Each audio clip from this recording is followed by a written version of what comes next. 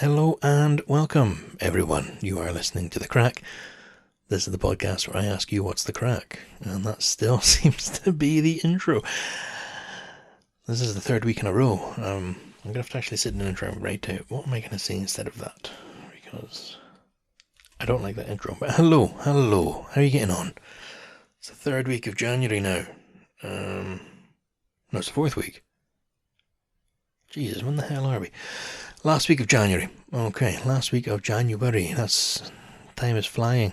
It's kicking on by, isn't it? Just make sure it is the last week of January. And we're back. What a rip-roaring start. Yep, I've checked it. Today's the 25th. We're in the last week of January. How are you getting on? How's your 2024 going? I suppose by this point you'd know if you're going to stick to your resolutions or not. Have you been sticking to your resolution? What have you been up to? You trying not to drink? Have you been drinking? Trying to stop smoking, but you're still smoking? Doesn't matter. Does not matter. You do you. I mean, if you are sticking to them, power to you. Keep going. You're doing good. But if you're not, don't worry about it. It's always next year. Last week of January, though, that means it's my... Let's talk about me for a second. That means it's my last week of being in my 20s. And how do I feel about that? I don't know. Fine, I suppose. I mean, by my age, my parents had 2 kids in a house. Different times, Then the generation, my grandparents' generation, most of them have been away fighting in a war by this age. So, let's not compare. I'll be 30 on the 1st of February. And, I'm not freaking out about it. Some folk don't like turning 30. It's a big number. Big round number. 30 years old. When I was little, younger. Everyone was younger in the past. The film 13 Going on 30 came out when I was about 12 or probably 13 years old. And I'm not lying, my sister had it on video. It wasn't mine, I swear.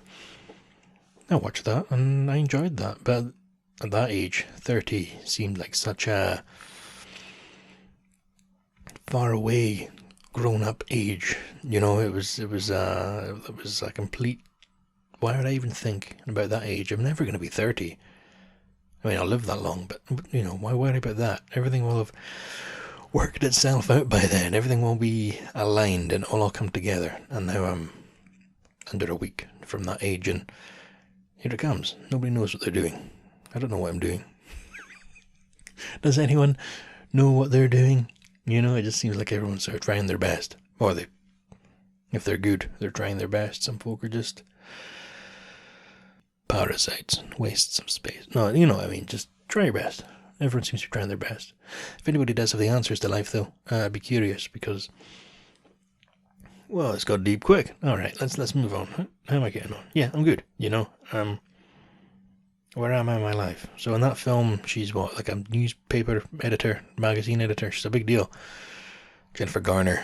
I'm not in publishing, so I can't really compare to that. I'm not a female. I don't live in New York, so what am I comparing to? 30 years old. Yeah. No, I'm doing fine. I've got nothing to go and have a panic attack over. I've got myself a good woman. I'm very lucky. Yeah, I got a good lady in my life, and it's not. I've got some saving. What have I got? Yeah, I mean, if I was to get fired tomorrow, I could live for maybe 2 or 3 months without getting into problems. That's why you get yourself a good woman. You get yourself a sugar mama. No, yeah, nothing to complain about. I am bald, but that is because I shaved my head. So if I didn't do that, I wouldn't. Oh, it's because my hair was thinning. So, yeah, nothing to complain about. I've even somehow sort of got myself in a career. Never thought I would. I would be curious to know the amount of people by the time they turn 30, how many of them are doing what they wanted to do in high school. Because when I left school, I had no plans. Yeah, I left school not giving a fuck. I hated school, absolutely despised it every minute. I hated turning up in the morning, and I loved leaving at the end of the day. And then, even then, the idea of going on to further education, there was just no way. Why would I want to go to university? I've hated every minute of being in this place. Why would I then want to go on? And I ended up going to university, so way to go. Yeah. And then the work that I'm in now, and I never go into details about it, so it's not like I'm doing any kind of confidentiality slandering or anything, but no, I work for ambulance control. I'm a dispatcher, and I would never ever have thought I would have ended up doing that. So, Jesus, yeah, turning 30, here I am. I did move out by the time I was 30. That is, there was a while there where it looked like maybe I wouldn't, maybe I didn't, My nieces would be asking Graham, why did Uncle Lewis never move out? But no, that's not me. I'm independent in that sense. Me, I'm not going to complain about where I am in life. Got a roof over my head and far from going hungry. Jesus, I could do with working on that. And I don't say I've got a career because I don't know if I want to do that forever, but got a pretty stable job. So that's fine. But yes, I would be curious to know how many folk leave high school and go on to do what they wanted to do. Jeez, I hate school. Just thinking about it now, I hated it. Yeah. And speaking of my birthday coming up, we got every day, the flap. We got post this morning. Came through the wee flap on the door. And I went down to it like a Labrador. Hey, post. Down the stairs. And it was addressed to me, like written on the envelope. It wasn't, usually it's printed. I don't get a lot of post. So I opened the big, it was in like a vinyl envelope thing, opened that, and there was a littler, weird envelope, and a parcel inside. So I'm assuming they're for my birthday. So I gave them to Charlotte, and she's hidden them, and I'll get them on my birthday. But I'm curious as to who sent them, because the only people I know that have my address are the bank and my car insurance. So I don't imagine the bank are sending me presents. Yeah, I'll find out closer to the time. Perhaps my mother gave my address to somebody, but I don't think she even actually has the address. So we'll see who's sending me things in the post. Getting older, though, sort of hit me like I don't know what it hit me like. It just hit me suddenly. Years ago, maybe 3, 4, 5 years ago, my parents went on holiday to Italy, and they asked, would we like anything back? Souvenir-wise or anything like that, Oh, you're bringing back a fucking Alfa Romeo? No, just, we didn't like anything back from Italy. And I wanted, for a candle holder, a bottle of Chianti. Yeah, Chianti, like Silence of the Lambs, Hannibal Lecter. But the Chianti bottles, they're the sort of, I don't want to use the word stubby, but they're sort of smaller wine bottles, and they've got this sort of straw wrapped around the bottom, and they look very cool. And so the film, The Lady and the Tramp, the Disney film, the cartoon of the two dogs, the lady and the tramp. They've got the very famous scene where they're having spaghetti and meatballs, and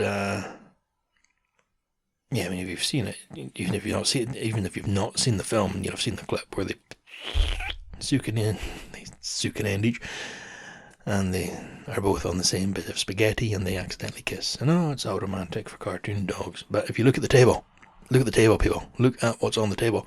There's a Chianti bottle, and the Chianti bottle is used as a candle holder, and then what happens is the wax drips, and it gets covered in the wax, and it's all very, I don't know, I wanted one, but I'm not a big drinker, and Charlotte doesn't drink, so the bottle of wine sat in the cupboard in the spare room, the room I'm in just now, the podcast studio, but it's also the spare room.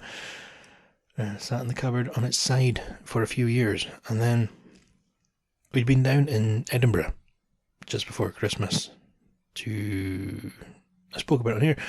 We went to go and see Wicked, the stage musical about the Wicked Witch of the West from The Wizard of Oz, and a co-worker of mine, one of my supervisors, we were talking away, and she knows that I like to cook, and she knows that I like food and all kinds of, that sort of stuff, and she recommended a shop to me in Edinburgh, a sort of deli type place, like a family-owned old-fashioned thing. I've forgotten what the fucking place is called. I think it's called like Valvona and Crolla, but don't quote me on that.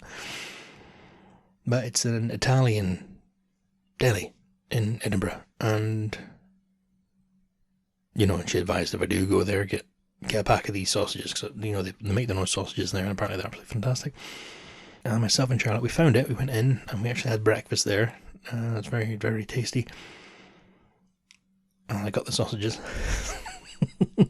I also bought my co-worker a pack as well, because this is a thank you for introducing me to this place. I'm probably going to visit every single time I go to Edinburgh now. But I watch a lot of cooking videos on YouTube, and a lot of them are done by Americans. Well, the ones I watch are all done by Americans. I'm sure if I search I could find ones done by Australians, but I watch the American ones. And when they make pasta sauce, they always use canned San Marzano tomatoes, which if you go to, where I shop, if you go to Tesco, you don't find them here. You get chopped tomatoes, plum tomatoes, passata, but you don't get these San Marzano ones. And then when I was in the shop in Edinburgh, they sold them there. So, like imported. So they weren't crazy expensive, but they weren't cheap. And we bought 2 cans of those. What's my point here? I'm getting to the point. I am getting to the point. Just to bore the fucking socks off you. We came back from Bruges last week. Jesus, I'm still got to write up my little fucking travel story. And I said to Charlotte, I'll just make us a big meat sauce with the last can of the San Marzano tomatoes, because they're special. We don't get them a lot, and it's all part of the ingredients. And then when you're making an Italian sauce, part of the ingredient list is wine, red wine. So instead of going out and going to Tesco and buying one of those tiny little mini bottles of like Argentinian red wine, I thought, fuck it, I'm going to open the fancy, what's probably not even fancy, I'm going to open the hell's it got, the Chianti. And I did, and I put a little bit into the sauce, and that was all fine. But now I had an open bottle of wine that I didn't want to pour down the sink. And not being a big drinker, I was like, well, I'm not going to guzzle it. What I'll do, I'll drink it, I'll sip it. And that's what I did. Poured it into a wee wine glass. We have one in the cupboard. And I started to sip on it as I was cooking, and then later as I was eating the dinner. To begin with, it tasted just like every other wine I've ever tasted. Like when I was younger, if my mum was drinking wine, I would try a little bit, and it just tasted like wine. There was no flavour, there was nothing to it. And then the more that I drank it, I kept at it. The more I sipped, the more I started to taste beneath the wine, if that makes sense. There was suddenly flavour to it. It was quite a sweet, nice, I was surprised, because I thought, I've got whiskies in the flat here. All tastes like fucking whiskey to me. Some folk will, I'm getting aromas of vanilla and cinnamon. Mate, it's just burny whiskey, and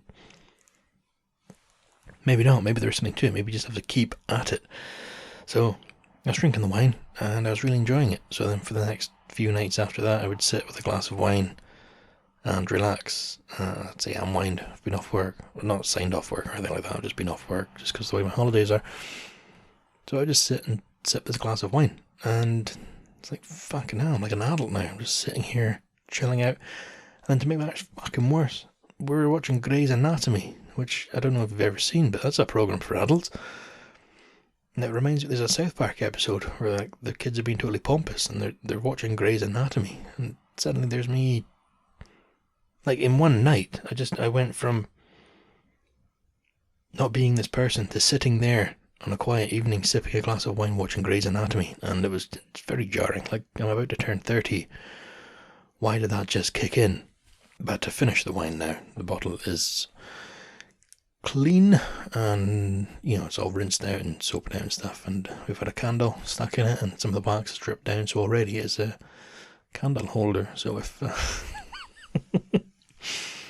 if you're ever around for an Italian meal for any reason, guys, I'll be sure to buy the Chianti candlestick holder, and then afterwards we can watch Grey's Anatomy.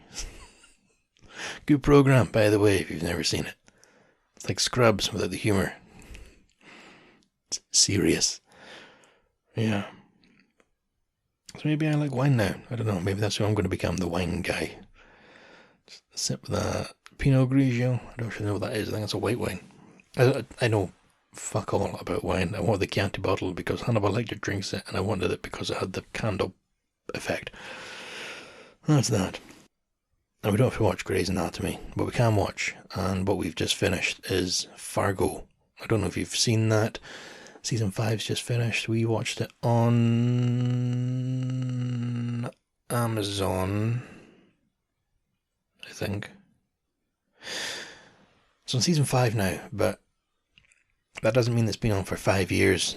Some things do a season a year. It's probably 10 years now, because I watched it when I still lived with my parents. And I used to watch it on Channel 4 back then. So it might be on the 4OD app, or whatever that one's called now. It used to be called 4OD. Or, I'm sure it's on Amazon. So there are ways to watch it, guys. The 4OD app, that's free, by the way, because there's adverts on it. But you have to pay for the Amazon. But if you get Amazon Prime, I think that's how you watch it. I think it's called Amazon Prime. I don't know. It's on my Xbox. So I turn the Xbox on, select Amazon, and boom, all this seemingly unlimited media just spews at my TV. So Fargo, the program, I'd advise, obviously, starting with season 1. So start with season 1, but before that, there's a film by the Coen brothers called Fargo. I might have spoken about this lately, actually. I don't remember. I spoke about it in previous episodes. The film is set in the 80s, and it's just, it's the senselessness and the mundane of crime, basically. It's what it comes down to. What's it worth? But ultimately, at the end of the day, life goes on. And it's a really shit review of the film, but it's a great film. I'd fully advise you watch that first, because the series, even though it's not made by the Coen brothers who made the film, the series is set in the same world as the film, if you know what I mean. You get all the Avengers films where everyone comes together, and that's all set in the same universe. Well, the Fargo film and the Fargo series all set in the same globe. I don't know. It's all the same story. Well, not the same story, but it's all set in the same thing. Season 1 had Martin Freeman from, he's in The Office, and he's in Love Actually, and he was, I've never seen it, but he was in The Hobbit. He played Bilbo Baggins in the Hobbit films they made after Lord of the Rings, but set before Lord of the Rings. And he was Watson in BBC's Sherlock. He's in season 1 as a wee guy who lives away out in Minnesota and gets in some bother, gets himself suddenly dropped into crime. And I don't want to give anything away because it's wonderful, but it's, I don't want to say realistic, because it's not, because there are elements, like, it's right up my street, there are elements of the paranormal in the program. So that's season 1. And then in season 1, there's a man who owns a diner. And he, over the course of that season, reveals that he himself was a state trooper before retiring and opening his diner. And it's actually the character of his daughter. She's the police officer in season 1. So this gentleman in season 1 ran the diner. Season 2 is this character back in the 70s, and it shows you a case he worked on, and season 2 is my absolute favourite. I think that may be the best thing I've ever seen on TV. Season 3, that's got Ewan McGregor in it, season 3. Set, I think, around about 2011, and then season 4 was set, I think, 1950, and that was a lot more gangster based. That's, pinstripe suits and Tommy guns, Italian Americans, African Americans, Irish Americans, the foundations of modern true crime and syndicates. And then season 5, which has just finished, that seemed to be set 2019 or 2020, set recently, because it seems to poke fun at Trump, Trump and the sort of not white supremacists, but the far right. You get like right-wing politics, and there's the far right, poked fun at that a lot. But when I say it's right up my street, the seasons, they're sprinkled with just a tiny wee bit of paranormal or supernatural, but not overwhelmingly at all. But as I said, I think season 2 is the best thing I've ever seen on TV. And if you were just to watch one season and completely disregard everything else I said, just watch season 2. I showed Charlotte it and she loved it, and then it was going so well. But then the paranormal aspect came into it, and it doesn't overtake the story by any means, but for Charlotte that was too much. She doesn't like, that took her out of it. Because I remember I showed her the X-Files, and I love the X-Files. I like all the ghosts, I like the aliens, and then she's watching it and she's more invested in Mulder and Scully maybe falling in love, and I'm like, well, that's, woman, this is about aliens, so it might not be for everyone, but if you're gonna give your time to it, I recommend starting with the movie and then just season 1, season 2, season 3, season 4, season 5, just going in order. If you want, you can watch them in time order, but not so good that way, because as it goes on you get little branches and clips, and if you really get into it you'll start hearing names and things like that, and that's the same character, or that's they're referring to that incident, or maybe that's just really geeky, but no, I love it. And season 2, absolutely fantastic. Give it a watch, let me know what you think. But season 5 just finished, so I don't know what we're going to watch now. That was our week by week thing. It was Amazon, because Amazon would release one episode a week, which you don't get so much, which I haven't had to do with anything since Twin Peaks season 3. So I need to find something else to watch. But I've been reading online that the new True Detective is apparently fantastic, and I've not seen that since season 1. So this is season 4, I think. I've only seen season 1, and that was Matthew McConaughey and Woody Harrelson in the, I think it's the South, it's the sort of bayous and things like that. Again, it's a sort of, it's a lawman, and there's a bit of supernatural to it, but that was a good program. I showed Charlotte that on DVD when we first moved in here. That's sort of my memories of moving into this flat was, we didn't have any furniture or anything like that, so we sitting watching True Detective with our dinners in our laps and stuff. Well, we packing plates. The food wasn't just spilt onto our laps, but yeah, not sentimental. But season 4, because season 2 had Colin Farrell and Vince Vaughn, Rachel McAdams, and then season 3 was set in the Ozarks. So this is season 4, yeah. I mean, I will at some point watch 2 and 3, but there's so much to watch. There's just, there's too much going on. There's not enough time in the world. Season 4, I think, is set in Alaska. Jodie Foster, Clarice, Silence of the Lambs, Chianti. See, everything, it's all connected, guys. Everything's connected. Yeah. I love a snowy mystery, so we're going to be getting one of these noir stories set in the snow. I'm going to be all over that. So I'm going to check out Fargo, True Detective season 4 at some point, as long as it's on one of the many fucking streaming services we have. Netflix and Amazon, 4OD, BBC iPlayer, ITV, Jesus, yeah. And is that everything for now? I'm just waiting for a phone call. Charlotte is out at a ball. She is rubbing shoulders with other people. No, she's we got a wee night out. She's getting her dinner and everything, so I've had to feed myself. God, like a stray dog at my own food. So I'm just waiting for her to phone and say, come and please pick me up, which I will. Yeah, she got all dressed up, looked lovely. Smelt lovely, started putting on all the sprays and things. And then when I checked the date at the start of this podcast, it's Burns night tonight. And we did fuck all. Naturally. Because we're Scottish, we don't bother. I don't think many Scottish folk actually bother at Burns night. And if they do, it's probably just an excuse to get pushed on whiskey. Yeah. I've got a Burns book on the cupboard, on the shelf there, but I'm not a big fan of his poetry. I'm sorry, guys. So I'm not going to read you anything like that. Like best laid plans of mice and men, and Auld Lang Syne. I suppose that's a pretty big. It's a fucking big one.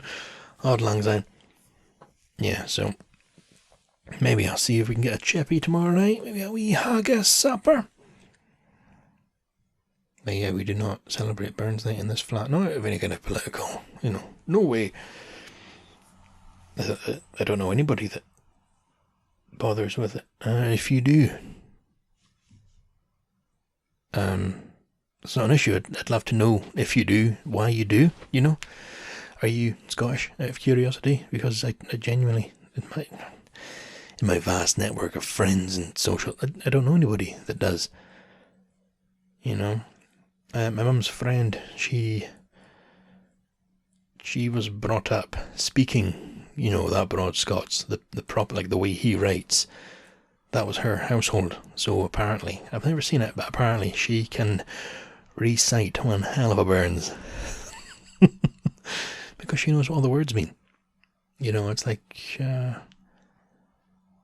what would it be like? I don't know. When somebody reads Shakespeare and they're like, oh, no, I totally understand it. Do you? Do you read that in one fluid motion and understand exactly what's going on? Because when I do Scots, I struggle. I tried reading Tam O'Shanter. The one? It's Burns. But it's the one with the boys coming home from the pub and he sees the witches and the warlocks dancing and his horse runs away and he's on it and the witch pulls the poor thing's tail off. And it was a fucking chore to read. Because I didn't know what was going on. I couldn't fucking understand it. But I'll leave it there, guys. And I'm going to read a bit of listener mail. You got to send a message. If I can get it open here. Gmail. Okay, so. I love getting messages, guys. It's always lovely when I get the little buzz on my phone and I open it and it is new message. So please feel free to write in. Especially this week. I mean, do you do Burns night? Do you have haggis? Do you cook haggis? Do you toast the whole address, the two haggis? Have you seen Fargo? What did you think of it? What's worth watching? Feel free to write in because I will read it out. Unless it's very unpleasant. But no. It's lovely getting a bit of bounce off the audience, knowing that you're out there. But I shall read this. This one came through. So, in regards to the last podcast, talking about your recent visit to Bruges, I thought I would get in touch and let you know about some other short stop European destinations I've been to over the years and would recommend. Copenhagen in Denmark. I've never been in the summer, but in the winter it isn't as cold as one might imagine. The cafes and restaurants offered blankets to cover us with as we dined outside, and outdoor heating has come a long way since we first visited. Rome in Italy. Every time I've been, there's been something new to discover. A must stop for history lovers, but the architecture is breathtaking, the food is delicious, and Bioparco di Roma, Rome Zoo, is one of the best zoos I've visited. Bioparco di Roma, maybe. Sorry, guys. Barcelona in Spain. I've only been able to go with work, and as is the case, I cannot vouch for the beach, although it is popular. The city itself is beautiful, and the nightlife was excellent. My partner accompanied me at her own expense, and it was a romantic getaway when we had time together. Budapest, in Hungary. Affordable and picturesque. The food was delicious, and to make things easier, we had friends who lived there at the time. Tours of the city were included with our stay. The river there is the Danube, and I remember seeing astonishing architecture. However, the wine is also excellent. My memories may be hazy. Edinburgh, in Scotland. You're Scottish, so I won't gush about this city, but the historical tours, the architecture, and the pubs make this city one of my favourite to visit in the UK. Berlin, in Germany. Nightclubs are among the best I've been to. Visited with friends in my scandalous days, and have always wanted to go back. A city full of history. Also, possibly the best kebabs I've ever had. When travelling, I find that it can be affordable to book a flight directly with the airline and use Airbnb for the accommodation. Local shops and markets sell food and wine, leaving the money for the day's events. Hopefully, this will help you decide on your next visit. Sincerely, Hadley. So, first of all, thank you very much for getting in touch. As I said, it's lovely to get messages. And thank you for the recommendations. Just putting a thought on where to go. Regarding Edinburgh, thank you. I've been a few times, and I won't make that one of my weekend visits. We tend to go there at Christmas time. I've never gone in the summer with the Fringe. That could be cool. Copenhagen, you mentioned. That was somewhere that we had looked at, but I think when it came down to it, it was very expensive. What we had considered was doing, somebody at my work actually recommended it, was doing a Nordic cruise, and they stop in at the places along there, so you get to see a bit of Sweden, a bit of Norway, a bit of fucking Denmark, but of course they don't do it in winter because it's very cold, and that's when myself and Charlotte get time off. So Copenhagen, maybe one day. See, myself and Charlotte are both going to Rome at different points, not together, so it's not top of our list. And I know she wants to visit Barcelona, so I might have to go there at some point. I would love to go to Germany, and I'd love to go and see many places in Germany, and I'd like to go to Vienna as well. Somewhere else is very dour. Was I would like to go and see Auschwitz. You say you want, I wouldn't like to go. I don't know how to say that. I feel I should go and see Auschwitz, and the plus side of that is you get to go to Krakow, and apparently that's a beautiful city, so I'd like to go to Poland at some point, and then take a day trip to Auschwitz, and possibly be very depressed for the rest of my time away. But I do feel it behooves me to go and see something like that, because I'm assuming one day these things are going to start falling down. I don't know if, obviously they'll try and sort of preserve them, but what am I trying to say here? These horrible places, these terrible things, the monuments to the evil we can do to each other, they're not going to be there forever. I don't know if we're going to rebuild them, so I think we should go and see them and acknowledge that these things did happen. And of course, if you get to go to Poland and have a lovely time in Krakow. There's some other places. So that was a message from Hadley, and thank you very much for listening. Thank you for writing in.